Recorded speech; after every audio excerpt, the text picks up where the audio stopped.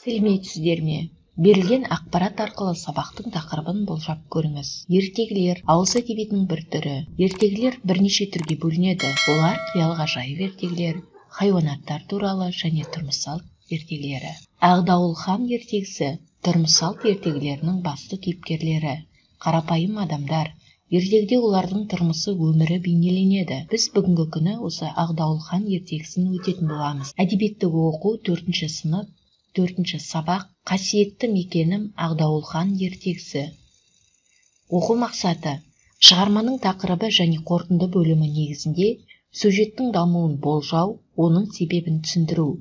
Оқылатын шығармадағы оқиға жүйесін анықтап, оны бөліктерге бөлу, әр бөлікке ат қойып, жоспар құру. Шығармадан әдеби көркемдегіш құралдарды теңеу, кейіптеу, эпитет табу және оларды қолдану.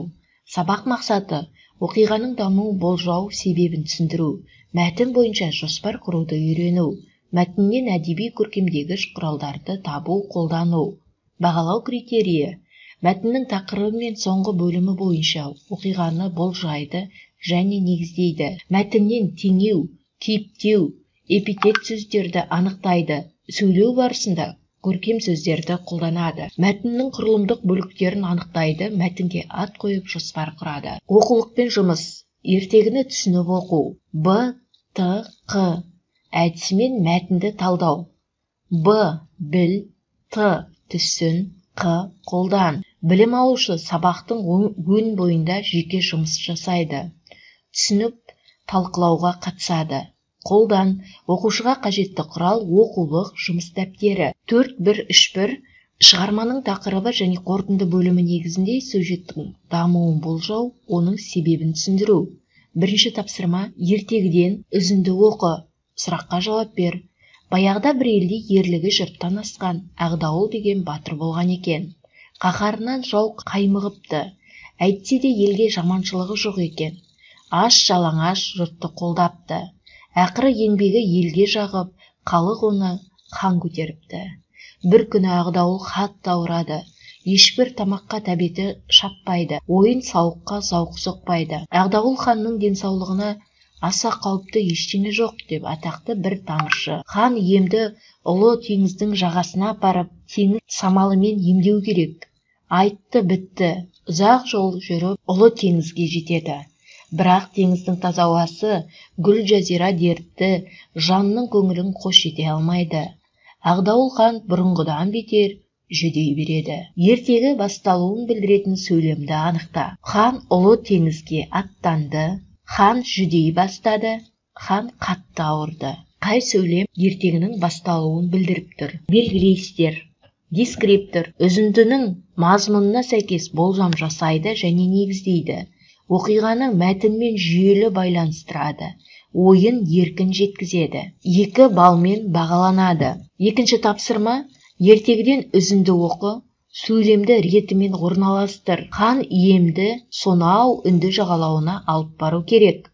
Сол жердің самал ауасы, ән, сазы бір кісіні дертінен айрықтырды дейді дәруіш. Сол-ақ екен ақ шатырлы хан күймесі енді үнді еліне аттанады. Айтса айтқандай, бұл ел шынымен де керемет екен. Бірақ үнді елі де Ақ ханның көңілін таба алмады. Ханның еңсесі одан сайын түседі. Ханды сонау батыстағы Қап тауына жеткізіңдер. Сол жердегі дертке шипа жерасты ыстық суымен емделсін, дейді тағы бір білгіш емші. Хан солай қарай жүруге әмір береді. Ұзақ жүріп, ақыры Қап тауына келеді. Аспанмен таласқан таулар ханның есін алады. Жерасты ыстық суы ханды рахатқа бөлейді. Бірақ бұл да ұзақ болмай шығады. Хан қайта жүдей бастайды. Хан иемді сонау үнді жағалауына алып бару керек. Б, ханды сонау батыстағы Қап тауына жеткізіңдер. Осы сөйлемдерді ретімен орналастыру керек. Егер де сіздер ретімен орналастырған жағдайда дескриптормен бағаланасыздар. Үзіндінің мазмұнына сәйкес болжам жасайды және негіздейді. Сөйлемді ретімен орналастырады, ойын еркін жеткізеді. 2 балмен бағаланады. Мына жерде көрсетіліп тұр.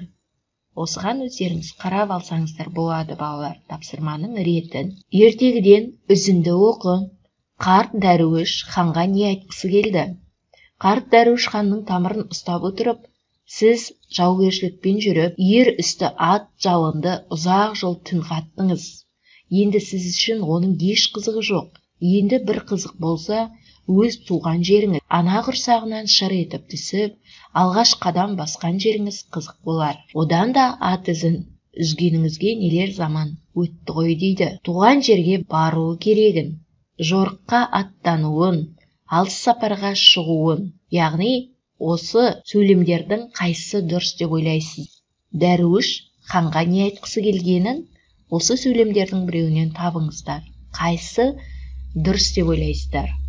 Егер де дұрыс жауабын белгілесеңіздер, дескриптормен бағаланасыздар. Үзіндінің мазмұнына сәйкес дәруіштің ойын болжайды, 1 балмен бағаланасыздар. Ертегіден үзіндіні оқып, Ағдауыл хан неге қуанды? Ағдауыл ханның қуанышы кеудесіне сыймай тасып төгіле береді. Ол ақ күймеден атып шығып, балаша мәз болып айқай салады. Жүгіріп барып, бала қойшыны құшақтайды. Ағдауыл хан Ақбұлаққа жетіп, етпеттей жатып, Кәусар сусыннан сіміреді. Қан ақылынан адасты, деп ойлаған нөкерлері айнала қоршап, состиып қарап тұрады. Ағдауыл хан неге қуанды деп ойлайсыздар? Оның қуанған себебі А. Жауды жеңіп келеді. Әсі, себебі өзінің туған жеріне оралды. Б. Себебі сәби дүниеге келді. Міне осы сөйлемдердің қайсысы дұрыс деп ойлайсыздар? Егер де осы сөйлемдердің дұрысын тапсаңыздар, сіздер дескриптор арқылы бағаланасыз. Үзіндінің мазмұнына сәйкес ханның қуану себебін болжайды. 1 балмен бағаланасыздар. 4-2-7-1 шығармадан әдеби көркемдегіш құралдарды табу және оларды қолдану. Ертегі мазмұнына сәйкес келетін мақал-мәтелді тап. Еріншектің ертеңі бітпес. Ел, елдің бәрі жақсы. Өз елің бәрінен де жақсы. Ас адамның арқауы. Қай мақал-мәтел сәйкес келеді деп ойлайсыздар? Әрине, екінші мақал сәйкес келеді екен. Дескриптор мәтіннен әсерлеу сөздерді табады, сөйлеу барысында көркем сөздерді қолданады. 2 балмен бағаланасыздар. Үй тапсырмасы 4-3-1-1 оқылған шығармадағы оқиға жүйесін анықтап, оны бөліктерге бөліп, әр бөлікке ат қойып, жоспар құру. Оқулықпен жұмыс. Ертегіні оқу, ертегіні бөліктерге бөліп, әр бөлікке ат қойып, жоспар құру. Дескриптор мәтінді бөліктерге бөледі, әр бөлікке тақырып қояды. 2 балмен бағаланасыз. Бүгінгі сабақтан не үйрендім? Сатылап қадам жасайық. Яғни осы ертегіден не ұқтыңыздар балалар? Сол туралы әңгімелеп беріңіздер. Балалар, бүгінгі сабағымыз аяқталды. Сау болыңыздар. Назарларыңызға рахмет.